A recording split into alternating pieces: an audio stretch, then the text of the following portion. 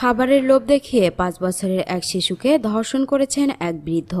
দর্শক, এ বিষয়ে বিস্তারিত থাকছে প্রতিবেদনে। ভোলায় ৫ বছরের এক শিশুকে ধর্ষণের অভিযোগে এক বৃদ্ধকে গ্রেপ্তার করেছে পুলিশ। ওই বৃদ্ধের নাম সাদেক গোলদার। বৃহস্পতিবার বিকেলে নির্যাতনের শিকার শিশুর মা বাদী হয়ে ভোলা সদর থানায় মামলা করেন। পরে পুলিশ অভিযুক্ত সাদেক গোলদারকে গ্রেপ্তার করেছেন। শিশুটি বর্তমানে ২৫০ শয্যা ভোলা জেনারেল হাসপাতালে চিকিৎসাধীন রয়েছে। ভুক্তভোগীর পরিবার জানায়, বুধবার সকালে সদর উপজেলার গুপ্তমুন্সি গ্রামের সাদেক গোলদার একই বাড়ির ৫ বছর বয়সী ওই শিশুকে খাবারের লোভ দেখিয়ে নিজ ঘরে নিয়ে ধর্ষণ করেন। অনেকক্ষণ মেয়েকে দেখতে না পেয়ে খোঁজাখুঁজির এক পর্যায়ে সাদেক গোলদারের ঘর থেকে আহত অবস্থায় শিশুটিকে উদ্ধার করেন তার মা।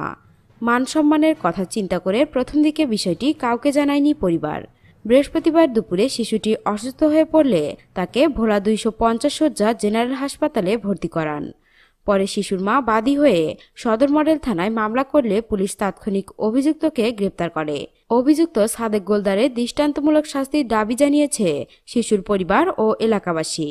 ২৫০ শয্যা জেনারেল হাসপাতালে মেডিকেল অফিসার ডক্টর মুসলিমা তানজিম ইমা জানান, প্রাথমিক পরীক্ষা নিরীক্ষায় নির্যাতনের কিছু আলামত পাওয়া গেছে। আরও পরীক্ষা নিরীক্ষা করা হবে। শিশুটিকে প্রাথমিক চিকিৎসা দেওয়া হচ্ছে।